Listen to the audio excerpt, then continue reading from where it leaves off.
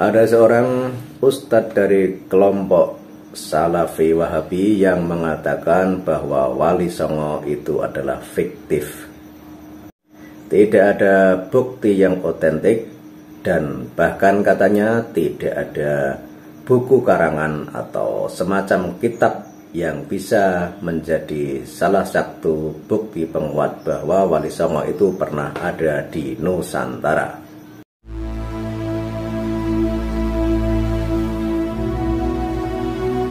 Assalamualaikum Ustaz, waalaikumsalam warahmatullahi wabarakatuh. Bagaimana dengan Wali Songo yang menyebarkan agama Islam dengan mencampurkan syariat dengan adat dan istiadat? Pak, Wali Songo itu nggak ada bukti yang otentik.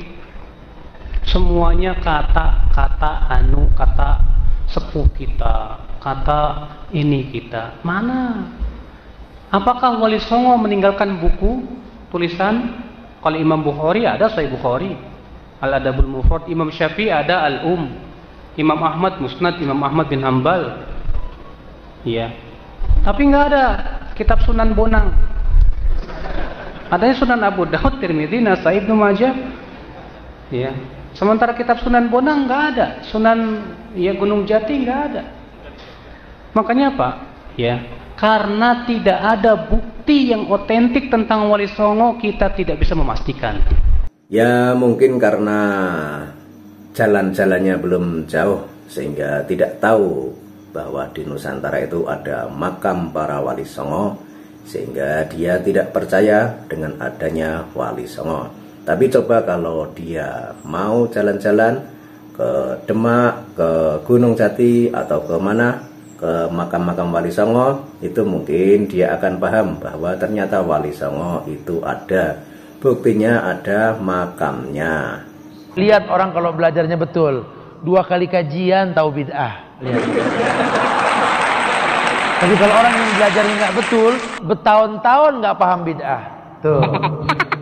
Makanya kitab Tauhid Syekh Muhammad bin Abdul Wahab buat pencinta bacaan, tahu penulisnya jenius.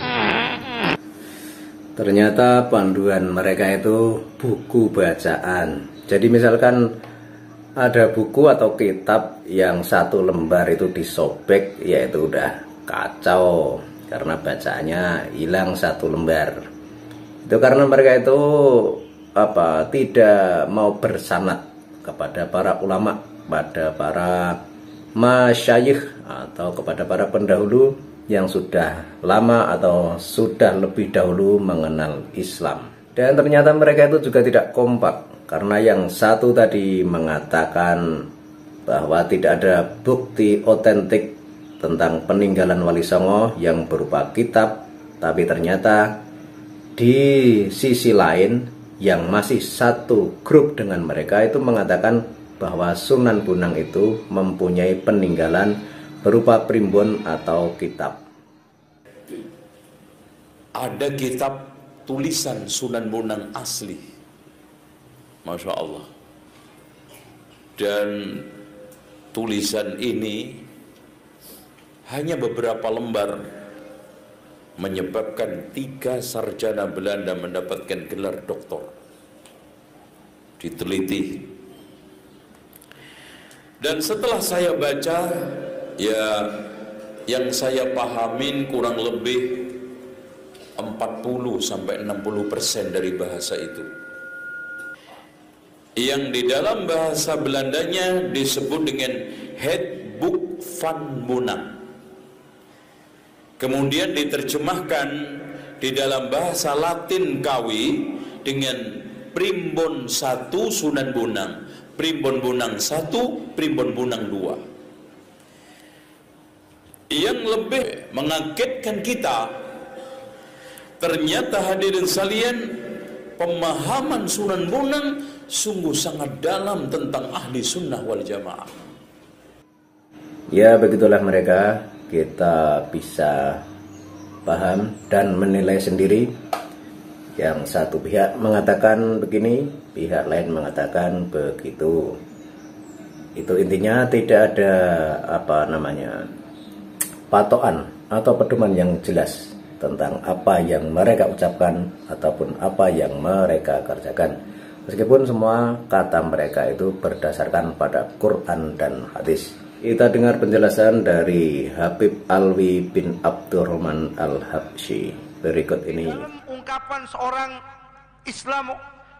Islamolog ahli hukum Belanda namanya Van der Berg, dalam bukunya The Lay Hadramaut It is Lis Arabis disebutkan tahun 1884 beliau bikin ringkasan tentang masuknya Islam ke negeri Indonesia. Beliau berkata, itu Indonesia tersebar luas di mana-mana sampai raja-raja Hindu tunduk patuh kepada mereka kaum asyraf. Kepada mereka kaum asyraf garis miring sayyid, yang mana mereka itu keturunan dari tokoh Islam bernama Muhammad. Dari mereka tahun abad ke-14-15 terlahirlah para wali songo yang menyebarkan agama Islam ke seluruh penjuru daripada Republik Indonesia, terutama sumbernya pada 3 titik. 3 titik tanah Jawa. Dari mulai Jawa Timur, Surabaya, Gresik, Lamongan, Tuban. Jawa Tengah, Demak, Muria, Semarang. Jawa Barat, Cirebon dan sekitarnya disebarluaskan oleh wali songo, anak cucu daripada Amul Faqih, anak cucu daripada Sayyidina Rasulullah.